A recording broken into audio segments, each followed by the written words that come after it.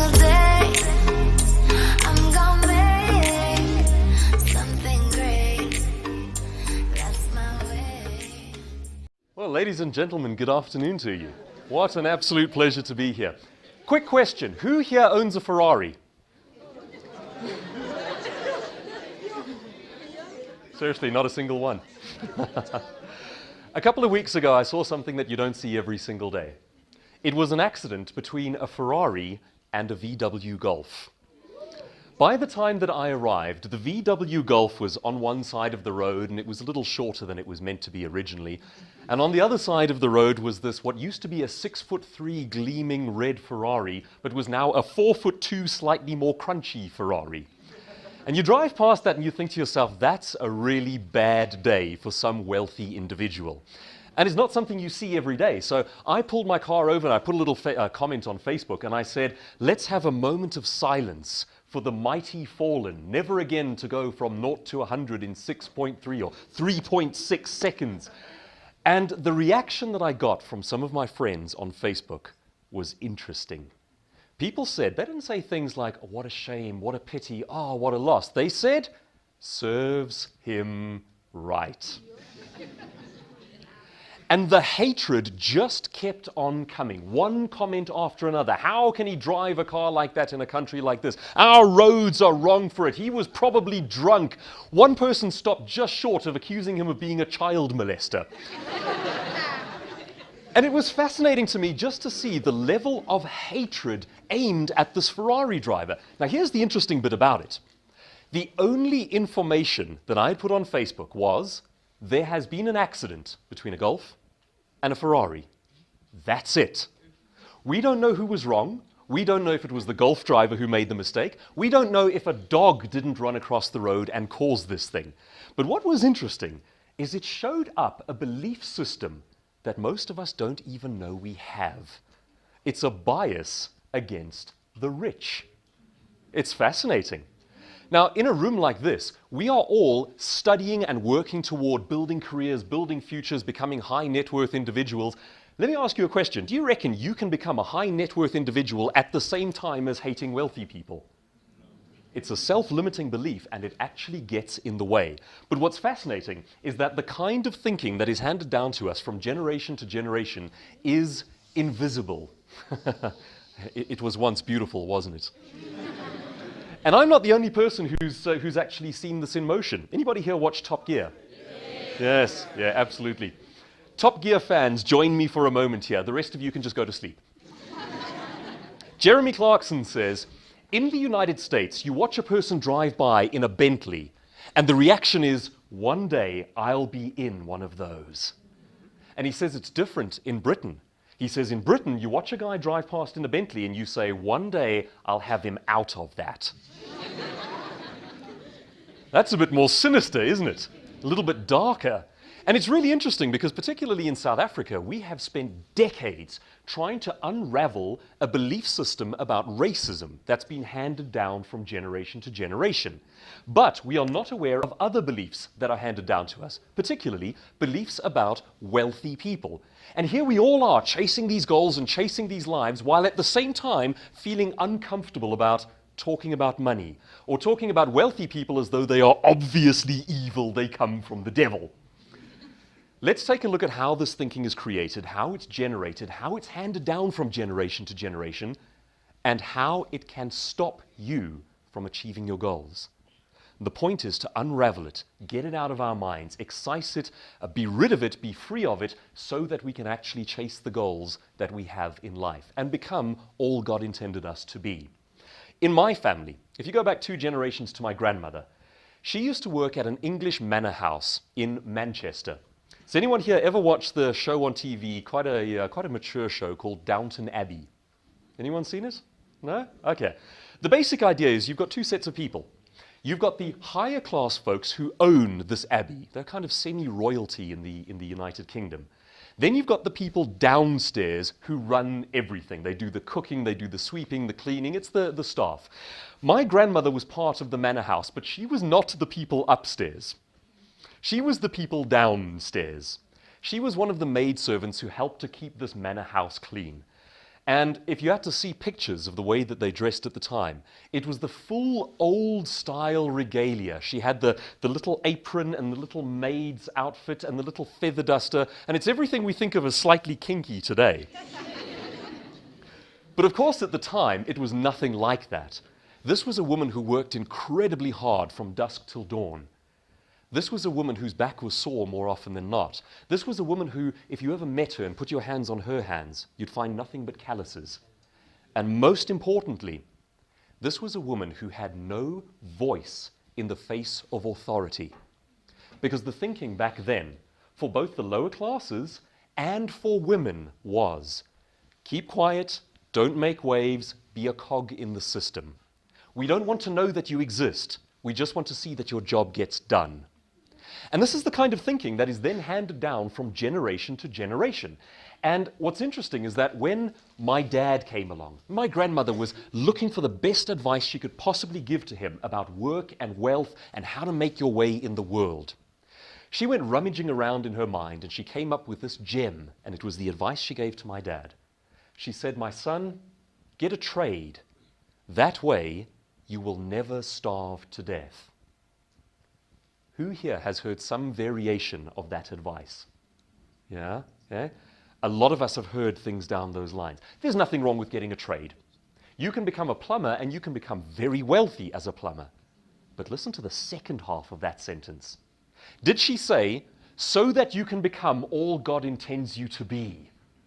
Is it so that you can let your light shine, so that you can become wealthy, so that you can achieve goals? No, it's so that you never starve to death. The thinking comes from a place of desperation. And that's the thinking that's handed down generation to generation.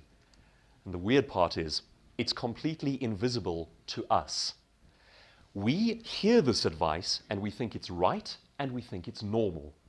Now, I'm not picking on my grandmother. She was doing the best she could with the ideas that she had, without perhaps knowing how much damage it can do to future generations. Take a look at the building you see behind me there. That is an Industrial Revolution era factory. It's about 100, maybe 120 years ago. What other building that we have today looks very similar to that factory? Out loud, what do you think? Hospitals, what else? Schools, okay? Schools, and here's an interesting one, are run according to the Industrial Revolution age of thinking. Picture this for a second. You drop your kids off at school, or you as a child are dropped off at school, and you line up in neat lines, and the foreman, I mean the teacher, blows the whistle or rings the bell, and in your neat lines, you go to your workstation and you sit down. You sit down at your little workstation and you work for a number of hours. And then the foreman, I mean the teacher, blows the whistle, rings the bell, and you take out your little lunchbox and you can have some food. Then the whistle goes again, you go back into your workstation, you sit down. It is run according to an Industrial Revolution era factory. Why? Because we are training human beings to be cogs in a system. And we're still doing it. Now, I'm not picking on schools here. The point is not to say that schools are badly run. The point is just to say we have thinking that is invisible to us. We are trained to thought, and we are culturalized to act in certain ways that no longer make sense in the modern economy. The old world thinking says, become a cog in a system, fit in, don't make waves, and if you're a perfect cog, you'll get your little bit of money at the end of the day and you can go home. That thinking will keep you poor. So, what are some of the alternatives? Well, that's what I'd like to look at with you here today. I like to call that style of thinking the wheelbarrow way. It basically goes like this. It's like the parents get hold of their child, the young son, the young daughter, and they say, my son, my daughter, you are young and strong. You must go out into the world and earn coins. Here's how you do it. Pick up your wheelbarrow, load it full of bricks, and for every hour that you push your wheelbarrow, you will get 1 coin. If you want a second coin, you have to push your wheelbarrow for a second hour. Now, we think like that. We go, the only way to earn coins is to work for a set number of hours, so let me go and get a job and be dependent on a boss. Now, you work your set number of hours every day. You push your wheelbarrow for your set number of hours, and a horrible thing starts to happen. You start to realize that you can't quite afford the car. You're not quite breaking even with the kids and their education and the debit orders and the bonds and so on. So what do? You go back to the thinking that was handed down to you, and you say, if I'm not getting enough coins, what do I have to do? I have to push a second wheelbarrow in the evenings to get more coins. That kind of thinking keeps families in generational cycles of poverty. If you take nothing else away from today, this is the one principle that is the most important. Do not tie your earning to the number of hours you work. You've got to separate those two, and I'll show you how today. But so long as we think a number of hours equals a number of coins, we are in financial trouble. Because as a human being, you only have so many hours in the day. The wealthy person's epiphany, the way of breaking out of this idea is this. Dump the bricks in your wheelbarrow. Get rid of them. Load your wheelbarrow up with gold. In other words, for every hour that you push that wheelbarrow, you need to raise the value of your work. Earn more coins per hour. Not work more hours in order to get more coins. Does that make sense? Okay. Of course, that raises some interesting questions. Now, how the heck do you do that? There are definitely ways of doing it. What are some of the things that our families teach us about work and about wealth and about how economies work? And once again, it's not to say that they are trying to do damage in our lives. They are doing the best they can with the thinking handed down to them. But the world has changed. What are some of the things that they teach us? Work hard. There's nothing wrong with working hard. I believe in working hard. But the goal is actually to make money, not to work hard. And there is a very big difference there. In certain companies, people think you are fantastic if you are working hard, not necessarily if you are being effective. So what they do is people make a show of the number of hours that they work, how they work over weekends, how they're part of every meeting. They're not necessarily getting stuff done, but they're showing that they're working hard. Yeah, that's the difference. The next thing is play it safe. Play it safe. Wealthy people take risks all the time. The middle classes and poor folks take no risks at all. In fact, I heard a phrase the other day that's just been resonating in my mind that says, the middle classes are paralyzed by doubt. They are secure to the point of paralysis. They do not take risks. And of course, the thinking handed down there is get a safe job and let someone else take care of you. Be like everyone else. Here's an obvious thing that has to be said. If you be like everyone else, you're going to earn like everyone else. If you choose the safe route in life, you are choosing to earn less than you potentially could. So, today, let's talk about the idea of recession versus abundance. You've probably heard, it's all over the world news and it's in every newspaper, every blog, everywhere you go, the recession that we've been talking about that kicked in 2008. What's interesting about recessions is not what's going on in the world, it's what's going on in your inner space up here. There are, for example, speakers in my industry who have decided that there is a recession and have earned a heck of a lot less as a result. Then there are other speakers. There's a particular guy in the States named Randy Gage, who said, in 2008, the world issued an invitation to go into recession, and I politely declined. And he says he's had his best year ever every single year since then. Because what happens is when we are told that there is a recession, we stop acting in ways that generate money because we believe that people aren't buying. We haven't discovered a recession, we have bought into the concept of a recession. There are certain companies who have had their best years ever since, right the way through this recession, because they simply don't believe in it. Today I'd like to share with you 8 epiphanies, 8 ideas, 8 ways of overhauling your thinking that have to do with work and wealth. And my promise to you is that they are going to be uncomfortable. I ain't here to make people feel good, but this stuff is massively important. It's important because we are still being taught the ways to work that are outdated. The world changes, but we're still practicing the old ways. If you do the Twitter thing, you're more than welcome to tweet about it as you go along. I see a couple of people grabbing their phones when you see the 8. Yeah? If you want to connect with me on Twitter, use @Douglas Kruger. Yeah? You can say, this guy's talking a load of rubbish, or this is a valuable idea, or whatever. But I warn you, I'm going to close the doors and check every tweet before I let you out. I will find you. Epiphany number 1. Resenting the wealthy says more about us than it does about the wealthy. There's a phrase that my family always used to use. And when I was young, we struggled really, really badly with poverty. We had some incredibly rough winters. One that I remember, we went through the whole of July with our power cut off. We had our local church bringing food baskets to our house.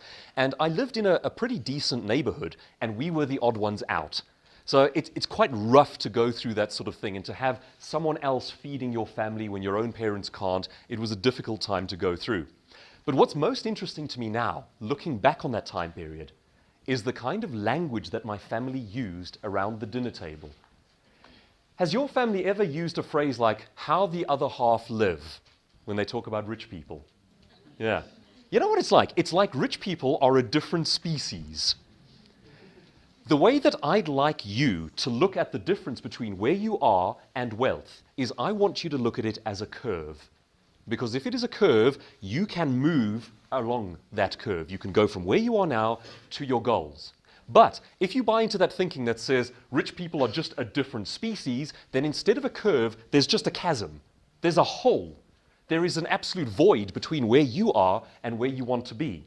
And if you don't believe that it's possible to move along that transition, you don't act in ways that start to move you there. The starting point in becoming a high net worth individual is the belief that it is possible. That a wealthy person is not a different species, they're just further along on a continuum.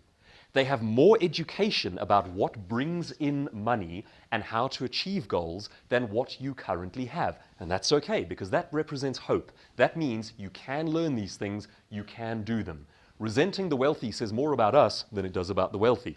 We often think about wealthy people as, they're obviously evil, they're obviously corrupt. They obviously stepped on people's faces to get where they are now. Forbes magazine paints a different picture of that. They take the highest earning individuals on the planet and they look at how much they give. The stats bear out that wealthy people give more per capita than anyone else. We're not just talking about more money because they actually have more, we're talking about more per individual in percentage form. The idea that wealthy people are obviously stingy, obviously evil, is not borne out by statistics. Yeah, of course, there's obviously the odd jerk. You will meet the odd, horrible, rich person. They're out there, certainly, in their numbers. But by and large, it is not a valid rule. That's number 1. Number 2. There are 3 things that money is not. Money is not the root of all evil. That's not what the verse says. What does the verse say? The love of money. And it also doesn't say, is the root of all evil. It says something down the lines of, is the root of many kinds of evil. Now think about what that belief would do to Christian families, people of faith, if it becomes a locked-in belief and it's handed down generation to generation. Money is the root of all evil. Okay, so if I chase it, there's something wrong with me. You can't hold that belief and become wealthy. The two do not work together. And that's one of those things that we need to chuck out. It's a misquote of the original verse, and it's damaging. It does a lot of harm, particularly to people of faith. Money is, the first thing, money is not the root of all evil. The second thing, money is not embarrassing. Could you be rich with a straight face? Time to face that question, because you are on a career trajectory that can potentially make you very wealthy. Could you handle it? What kind of human being would you be once you get there? Yeah? Wealth simply makes you an amplified version of yourself. So what are you? If you're a horrible person, a rich version of you is going to be a horrible person who's able to do more. If you're a good person who likes to help others, a rich version of you will be an amplified version of that. Okay? Money is not embarrassing. And if we are embarrassed by money, it changes a number of things. Around the dinner table as a family, we won't talk about it. No, no. The middle classes like to talk about how hard we're working. But we never talk about how to earn money or how to lose money, all of the rules of money. You get into the home of wealthy people and that's what they talk to their children about because they think it's important. Money is not embarrassing. We must talk about it. And number 3, you see that little pool on the screen there? Money is not finite. It is not finite. It is not a limited resource. If I take some over here, there's less for you. Money doesn't work that way. I have a friend who studied to be a doctor. She actually qualified. No, in fact, forgive me, I got that one wrong. She is a qualified lawyer, passed her bar exam. And what she then did, because she was married to a guy who was quite wealthy, she said, I'm not going to practice law. Because if I practice law, I get a salary, and that means slightly less money for other people. Folks, the thinking is wrong. She has the world's best intentions there, but what she's actually doing is failing to contribute a little bit to the total amount of money available. Work doesn't take money out of a system, it adds it to it. The more people we have running their own businesses, the more people we have selling, the more people we have doing stuff, the more there is for all. Bring your skill to this country. Bring your talent. Earn money for yourself. The more you have, the more there is in totality. It's also very interesting because in different countries, they think about the finite nature of money in different ways. Korea, about 10, 20 years ago, they decided that they wanted to do economic upliftment for the majority of their people. So what did they do?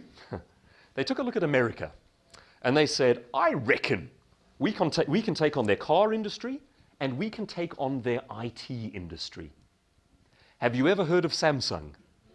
Yeah. Have you ever heard of any of the Korean car brands?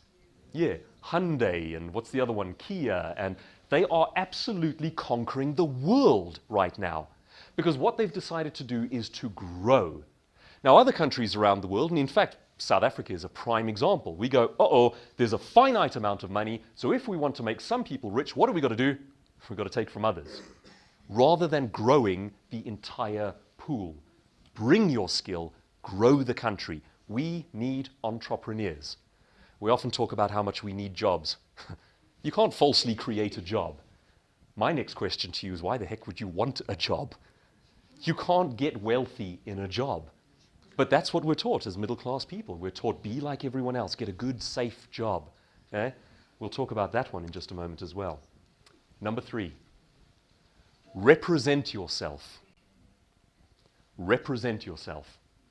There's a fantastic book, and when I'm king of the world, I'm going to make it mandatory reading for everyone. It's called Outliers by Malcolm Gladwell. Anyone here read that? Yeah? I highly recommend it. Malcolm Gladwell, Outliers. He talks about the difference between people who fail and succeed in anything. And he talks about how in wealthy families, they teach their children something very different to what is taught in middle class and poorer families. And it's just how to interact with authority. The middle classes and poorer people are taught to fear authority. And it's industrial revolution thinking. You've got to fear the guy who runs the factory because he owns your life. Okay? And it goes like this. Let's take a practical example. They do this one in the book. He says, you're taking your child to the dentist.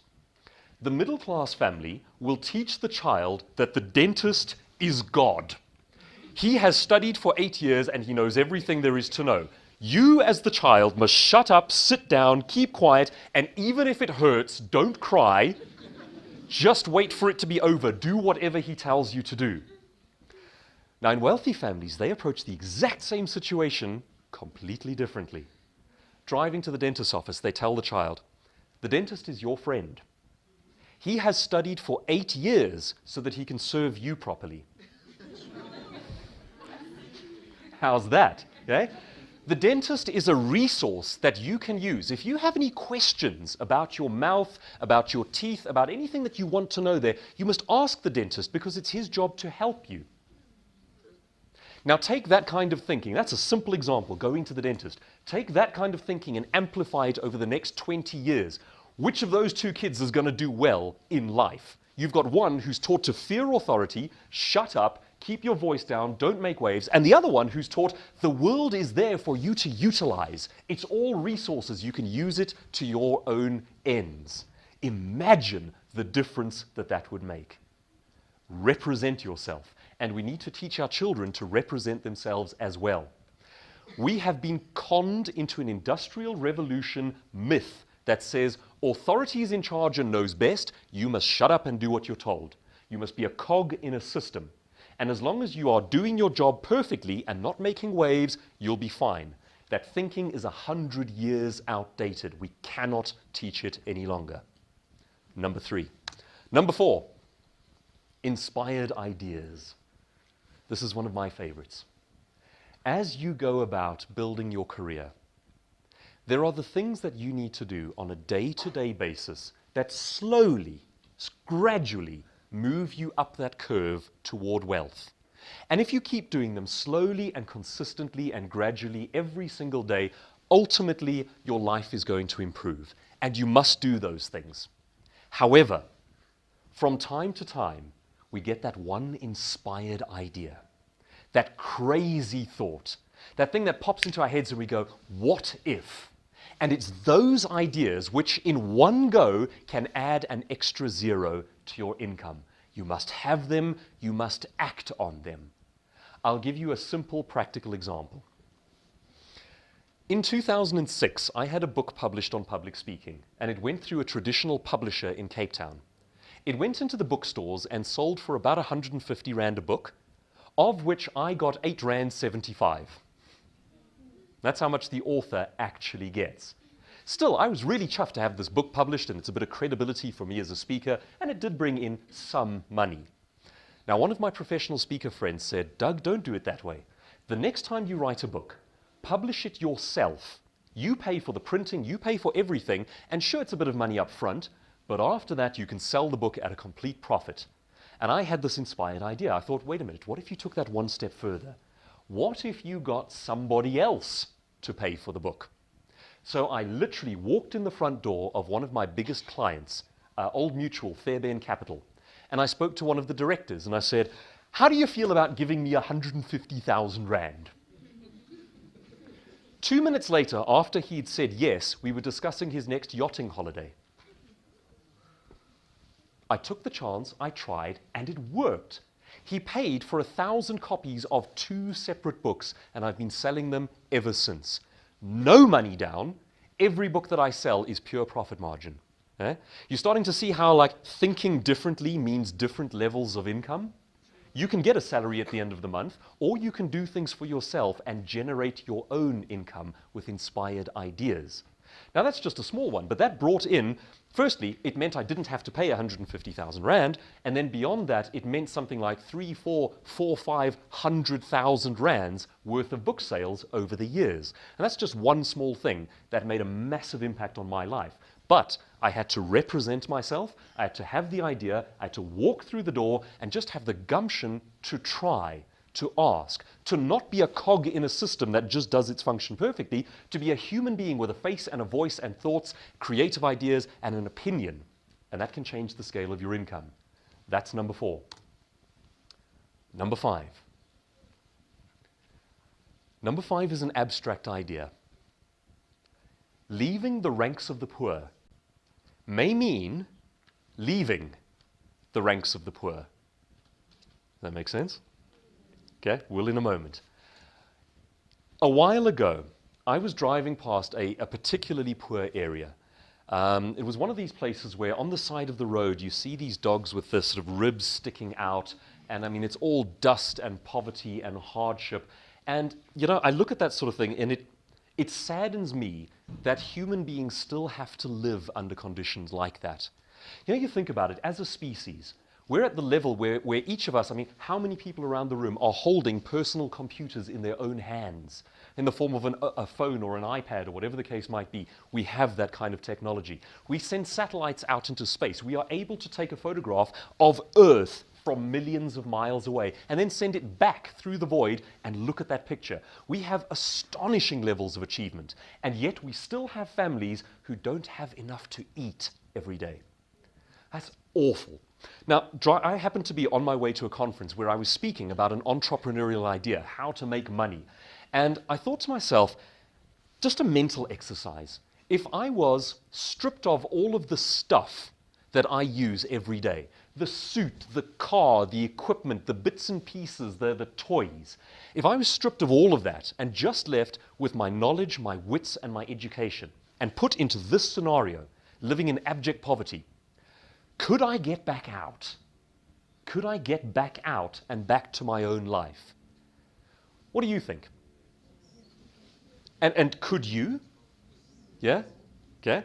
Most of the people around this room are kind of saying yes. Now that's an interesting thought. Let's take that thought one step further.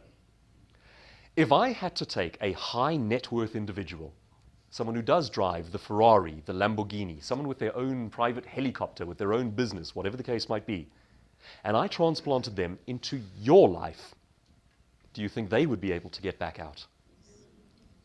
If we say yes to that, then what we're saying is the gap between where you are and where that person is up here. Isn't that a horrifying thought? But at the same time, it represents hope because it means it can be done. It means that the thought is out there, the ideas are out there, the knowledge, the education is available. It can be done. Leaving the ranks of the poor, however, may mean leaving the ranks of the poor. My thought process went like this. I thought maybe I'd start up a small company, something that doesn't require a lot of startup capital, maybe a little store, maybe I'd get other people to work for me. And then I kind of stopped and I thought to myself, that's not what I do. The first thing I do is to physically leave and go somewhere else. Why? Because often in situations like that, the thinking is depressed. And it's not to point fingers or to point blame. I mean, I've been in a family that has gone through extreme poverty. But when you've had generations of poverty, it's almost impossible to believe it's possible. The thinking becomes depressed. There's a speaker in the States these days who has an interesting concept, and I believe it. He says, you are likely to be about as wealthy and about as successful as the average of the 5 people closest to you. Think about that for a second.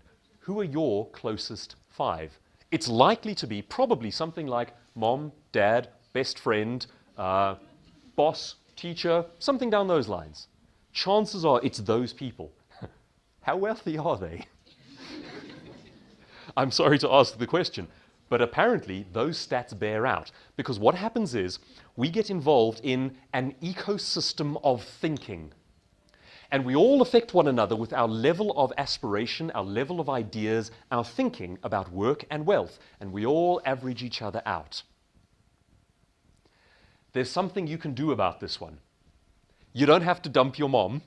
Okay? You don't have to dump the best friend, anything down those lines. What it is saying is we do need to associate with highly successful individuals. We need to expose ourselves to that kind of thinking. Unless we do, we are not going to lift ourselves up. But the thinking is out there. And quite often, people are quite willing to be mentors, friends, to share answers, share ideas. Sometimes they're not. It's always worth asking, worth the approach. You are likely to be about as wealthy or about as successful as the average of the 5 people closest to you. Here's an uncomfortable question. Is your state's thinking keeping you poor? Can you think of one policy, just one, that we have in this country that tries to help people but actually promotes poverty? Anyone? Social grants, yeah. Think about it this way around. What a great idea. You've got a young mom who falls pregnant, has a couple of kids. She's on her own. She has no way of earning an income. So what we do, we give her some money. Brilliant idea. Except, then of course the opposite happens. You have a young woman who goes, you know what, I'd like some money. So I'm going to become a young mom in order to get it. Eh? Is that likely to help them to become incredibly prosperous? No. Is your state's thinking keeping you poor? Number 6, your positioning determines your pay scale. It is not the quality of your work that determines your income. You can be the best in the world at a certain thing and be out-earned by someone who is not the best in the world. Your positioning determines your pay scale. Let's put this in very simple terms. If you're the celebrity of your industry, you're going to out-earn the non-celebrity of your industry, even if that guy's better at it than you. Let's take, for example, anyone here watch the cooking show with Nigella Lawson? Seen her on TV? Yeah, absolutely. Nigella Lawson, do you reckon she is one of the top 5 chefs in the world? No, I don't think so. Do you think she's in the top 100? I don't think so. Do you reckon she's in the top 1,000? I don't think so. So why is she out earning all of them?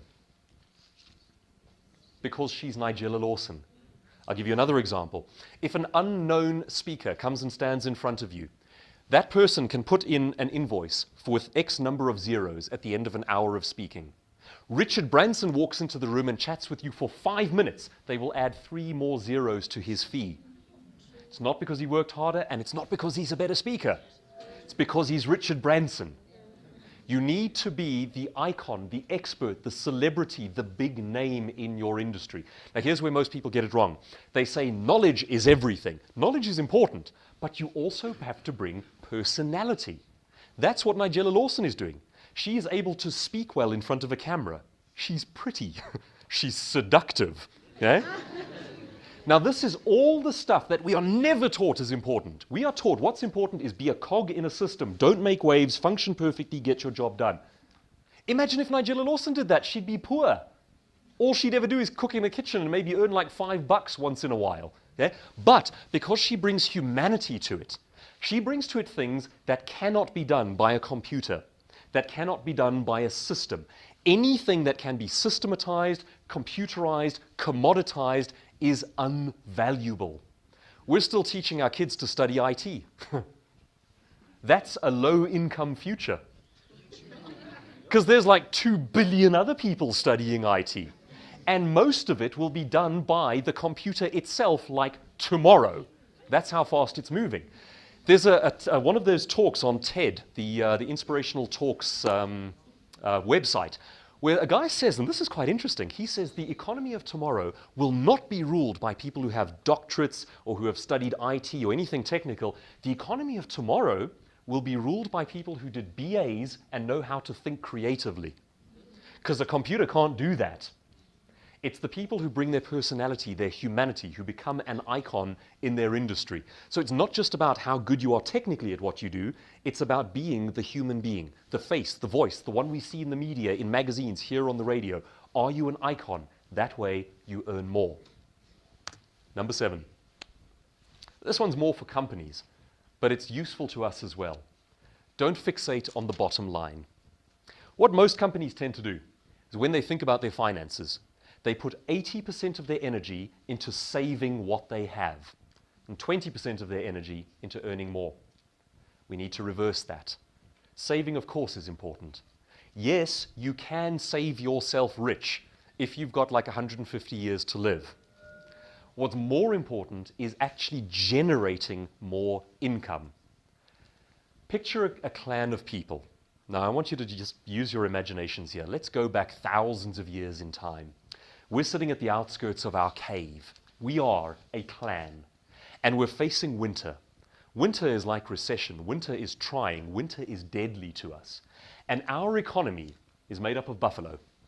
We eat them to survive.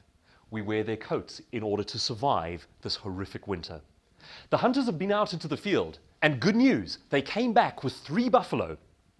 But 3 buffalo is not quite enough for our entire clan to make it through the winter. We technically need more. Now the thinking in the clan splits in 2. We get the hunters and we get the bean counter in the cave. And the bean counter says, what we have to do is take those 3 buffalo and conserve them, preserve them, make them last, save them so that we get through the winter. The hunters see it differently. They say, no, give us one of the buffalo to eat. And using that strength, we will go back out into the field and we will get more buffalo so that we can make it through the winter. All big organizations have this split between the bean counter and the buffalo. and sometimes it destroys entire companies. Okay? My belief system says this: it doesn't matter how well you save your buffalo if you don't have enough buffalo.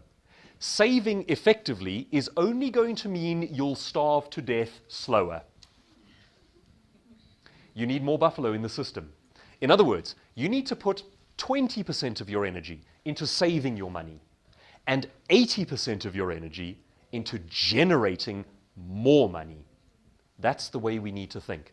Saving is important, but it's not all important.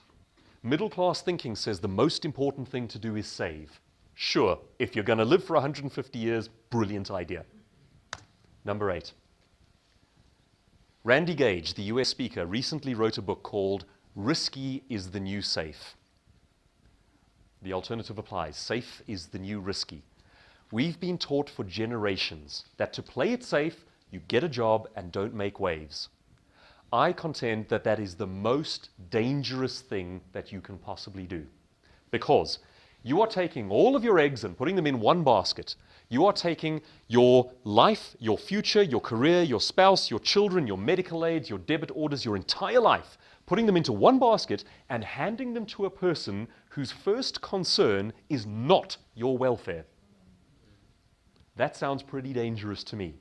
Also, 60, 70 years ago, people did go and get a job and work for 40, 50 years and retire safely. Does that happen anymore? Heck no, it's just not the reality. Most companies these days, if you've got a job, you have 31 days of safety. That's it. Now, let's look at this differently. People say being an entrepreneur is risky. Being your own boss is risky. Well, Forbes magazine says the only people who are wealthy are their own bosses. Okay?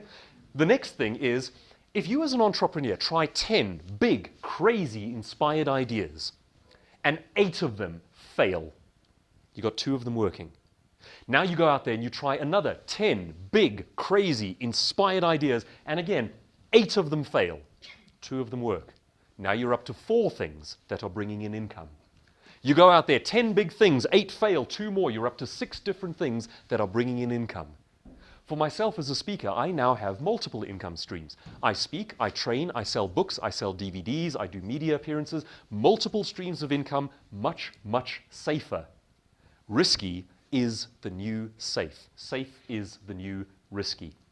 And the more we buy into the old Industrial Revolution era idea that having a boss take care of us is safe, the greater the danger we put our own lives in. Risky is the new safe. Safe is the new risky. I believe that risk aversion is one of the things that paralyzes most of the people in the middle class. Your average high net worth individual has been bankrupt 3 times. How scary is the idea of going bankrupt to you? Yeah? To them, it's a matter of course. They've tried big, crazy things. They've tried building up businesses, and they've utterly, utterly failed. But to them, it's only part of the process. And they do something interesting, and I'd like to invite you to do this. They give themselves permission to fail. Folks, today, at this early stage in your career, make that commitment to yourself. Do yourself a favor. Give yourself permission to fail. It's okay. It's only a bit of embarrassment. It's only a bit of skin off the knees. It's only picking yourself up and trying again. They think differently in California to what we think here. If a guy here started up a business and failed, banks won't touch him with a barge pole. In California, the banks and the financiers seek out the people who have tried and failed before, because they reckon that person has learned valuable lessons along the way. Give yourself permission to fail. Here's a revolutionary thought. Give other people permission to laugh at you and mock you for trying. Let that be okay. Say, I know my family's not going to understand. I know my friends are going to laugh at me. They're going to tell me this is crazy, you should play it safe and get a job. Give them permission to think that way. Give them permission to laugh at you. Give yourself permission to try and fail. You need the space, you need the leeway. Be kind to yourself. My final parting thought for today is just this. You are not separated from your goals by a number of years. You are separated from your goals by a number of actions. And that's completely different. Years. Years are an abstract concept. That's like saying 10, 20 years from now, I'll be wealthy. It's not up to years. It's up to you and your actions. That puts the ball back in your hand. That gives you control. That gives you the power. You are not separated from your goals by a number of years. You are separated from your goals by a number of actions. The word is, as a man thinks, so is he. So ladies and gentlemen, don't think poor. May God bless you and may you prosper.